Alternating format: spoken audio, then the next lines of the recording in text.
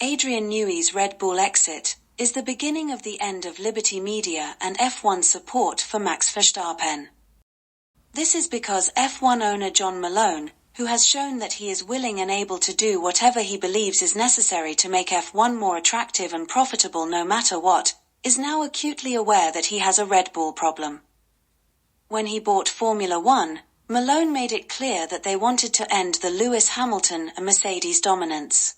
To this end, they introduced the new regulations which were to come into effect in 2022. So, it was expected that come 2022, Mercedes would no longer be the dominant force. They also recognized that Sir Lewis was head and shoulders above the rest and wanted him out, so they introduced new regulations targeting him specifically, and looked the other way as Red Bull and Verstappen stepped up their personal attacks on and off track. And as any student of politics, literature, or history will understand, when the king poses the question, "Will no one read me of this troublesome priest?" ambitious subjects are willing to go outside the law to grant their leaders' wishes. This is what happened at the end of the 2021 season, when Sir Lewis was cruelly robbed of his 8th title. John Malone is also well informed, and was aware that Toto Wolff and Mercedes were not too keen on Sir Lewis exceeding Michael Schumacher's greatness, so he knew he could get them to abandon Sir Lewis, so that the injustice would go unanswered. Their calculation was that people had short memories and would soon forget all about the scandal. Unfortunately, that was a serious miscalculation which F1 has been unable to overcome even after 3 years. Public support for Sir Lewis has continued to grow, in stark contrast to Max Verstappen's unpopularity.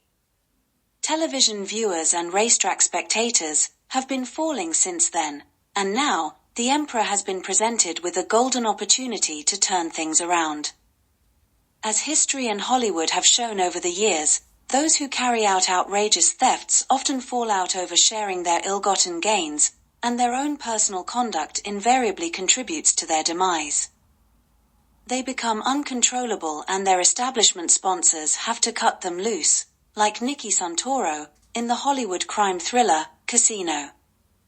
Like Nicky, Red Bull and Max Verstappen were allowed to run riot in Formula One, because they served Hollywood mogul John Malone's purpose. However, as is usually the case, the rebels get out of hand, and begin to fight amongst themselves.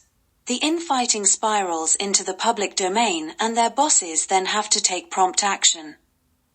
The tipping point is usually the point at which the cooler, more disciplined person breaks away from the gang. This is the script that is currently playing out in Formula One. After a few years of glorifying in the outrageous theft of Sir Lewis's 8th title, the simmering rivalry between key Red Bull personnel has finally spilled out into the public domain. The internal struggles between team principal, Christian Horner, and the duo of Jos Verstappen and Helmut Marko, for control of the team's direction has broken into open civil war. Horner's personal misconduct, with regards to the sexual harassment of his personal assistant, has pitched the European Alliance of Minority Shareholder, Mark Mateschitz, Group CEO, Oliver Mintzlaff, advisor, Helmut Marko, and Max's dad, Jos Verstappen, against the majority Thai shareholder, who is preventing them from sacking his protégé, Christian Horner. Formula One has been struggling to cope with the negative publicity from the Red Bull sex scandal and civil war, which has so far been overshadowing the races and drivers. The cooler, more disciplined and highly regarded chief design engineer, Adrian Newey, is now apparently leaving the team in protest at its poor handling of the Hewitson-Horner affair.